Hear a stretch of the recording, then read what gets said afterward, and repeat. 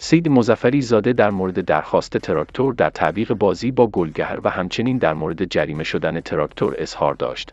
بازی تراکتور مقابل استقلال با حواشی زیادی همراه بود.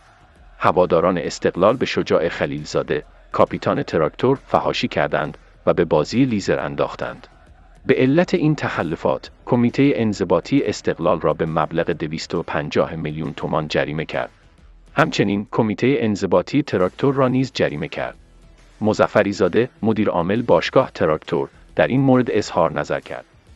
توجه به اینکه ما در این بازی از بابت میزبانی مسئولیتی نداشتیم، نسبت به رأی صادر شده به کمیته استیناف اعتراض کردیم و واحد حقوقی باشگاه پیگیر این موضوع است.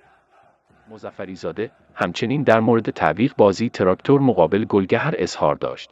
این بازی روز 2 آذر در تبریز برگزار خواهد شد و با توجه به حضور 3 بازیکن تراکتور در اردوی تیم ملی، درخواست تعویق بازی رو داشتیم که سازمان لیگ با استناد برگزاری بازی موفق ما در لیگ برتر مقابل گلگهر در روز 19 آذر و فشردگی برنامه بازی ها با درخواست ما برای تعویق بازی موافقت نکرد.